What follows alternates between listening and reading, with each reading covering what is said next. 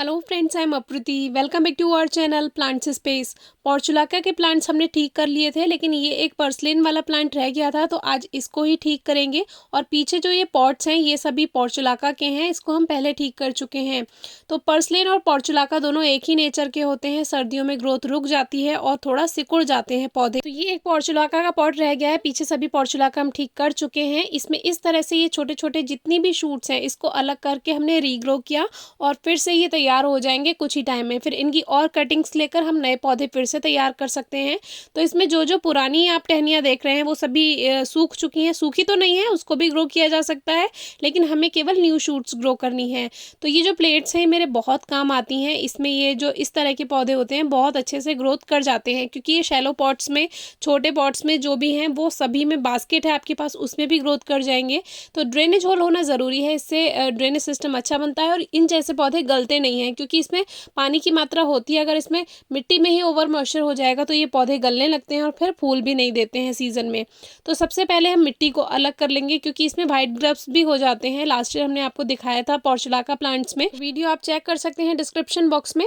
तो अभी इसको सबको झाड़ लिया है, मिट्टी को देख लिया है, कोई ग्रब वगैरह तो इसमें नहीं है। कीड़े जो हो जाते हैं मिट्टी के, तो कुछ भी नहीं था, साफ सुथरी मिट्टी है। अब थोड़ा सा इसमें से ये कूड़ा निकाल करके वापस से इसी मिट्टी को हम यूज़ करेंगे, यानी एक तरह से रीयूज़ हम इस मिट्टी का करेंगे और इसी में ही खाद मिला देंगे। ये जो पोर्चुलाका है, पर्सलेन है, इसको हिंदी में 10 बजिया या नोबजी भी कहते हैं, क्योंकि सुबह के समय 9 से 10 बजे के बीच में खिलते हैं और 12 बजे तक इसके फूल मुरझा जाते हैं। तो ये जो मिट्टी हम ले रहे हैं ये इसी में ही खाद मिला देंगे और केवल गोबर की खाद से, अगर थोड़ा सा ही गोबर की खाद भी दे दो ना इसमें, तो भी ये बहुत अच्छी फ्लावरिंग करता है। तो अभी ये ऊपर से डालने के बाद आप चाहे तो इसमें स्पेशल पॉटिंग मिक्स बना के भी लगा सकते हैं प्लांट्स, लेकिन ये जो प्लांट्स हैं ये ऐसे हैं, easy to grow, easy to care हैं। बहुत स्पेशल कोई पॉटिंग मिक्स बनाने की ज़रूरत नहीं होती है, बस थोड़ा सा खाद मिला दीजिए और बस मिट्टी तैयार है। बहुत ज़्यादा कठोर मिट्टी है तो थोड़ा सा रेत ज़रूर मिला दिया करें, क्योंकि कठोर मिट्टी में जड़ें फैल नहीं पाती हैं और ग्रोथ नहीं होगी तो फिर प्लांट में भी ग्रोथ नहीं होगी, जब रूट्स में ग्रोथ नहीं होगी।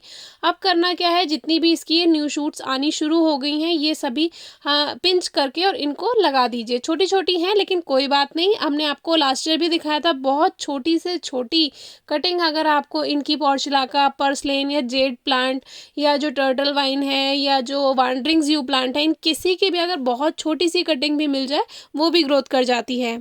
और अगर आप बिगनर हैं तो इन जैसे प्लांट से ही शुरू कीजिए, क्योंकि इन जैसे प्लांट्स को ग्रो करने के बाद ये एकदम ग्रोथ कर जाते हैं, तो आपका हौसला टूटता नहीं है। अगर आप ऐसे प्लांट्स पे इन्वेस्ट करेंगे जिसमें वो ज़्यादा केयर वाले हों तो उसमें आपको परेशानी होगी, एकदम से पौधा मर जाएगा। तो अगर आप शुरू कर रहे हैं गार्डनिंग तो फिर आप सोचेंगे कि नहीं ये वेस्ट है, सब गार्डनिंग हमारे बस की बात नहीं है, फिर आप उसको छोड़ देते हैं काम को। लेकिन शुरुआत जब भी करें, अगर गार्डन बनाना है, शुरुआत हमेशा इस तरह के ईजी टू ग्रो प्लांट से करें। देखिए इतनी छोटी छोटी कटिंग में लगा रही हूँ, 1 महीने के अंदर ये इतने अच्छे हेल्दी हो जाएंगी। फिर इन्हीं से और कटिंग्स लेकर आप और ज़्यादा पॉट्स भी तैयार कर सकते हैं।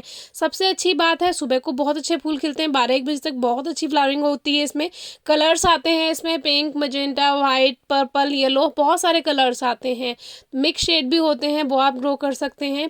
और नर्सरी में बहुत कम प्राइस में भी मिल जाते हैं। अगर आपको इसकी कटिंग नहीं भी मिल रही है नर्सरी से, आप एक पॉली बैग ले आइए, पॉली बैग में लगे हुए रहते हैं, 20 रुपए का एक पॉली बैग, या अपने अपने जगह के अकॉर्डिंग मिल जाता है।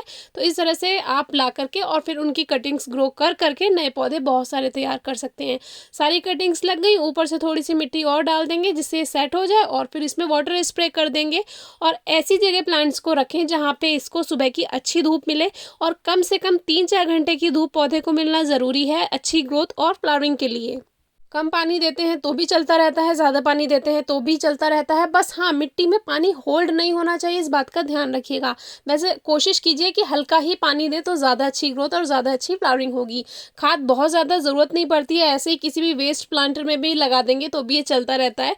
इतना आसानी से ग्रो होने वाला पौधा है। फिर भी अगर आपको कुछ समझ नहीं आ रहा है तो इसके बारे में और भी वीडियोज़ हैं, डिस्क्रिप्शन बॉक्स में आपको वीडियोज़ मिल जाएंगी रिलेटेड। ये मैंने लगभग 10 दिन पहले इसको ग्रो किया था, बहुत छोटी छोटी कटिंग से, और इसमें देखिए काफ़ी अच्छे से जल्दी ग्रोथ स्टार्ट हो गई है। और ये अभी लगभग 4 दिन पहले किया था तो इसमें भी ग्रोथ अच्छी हो रही है। तो ये सभी अभी ग्रोइंग टाइम में ही है, ग्रोइंग पीरियड है इनका, तो अच्छे से ग्रोथ कुछ ही दिनों में हो जाएगी और कोई खास केयर करने की ज़रूरत नहीं है। अगर लगे ऊपर से हल्का हल्का गोबर की खाद या वर्मी कंपोस्ट जो भी है स्प्रिंकल कर दिया कीजिए, अगर ज़्यादा अच्छी ग्रोथ नहीं लग रही है, खाद की कमी लग रही है।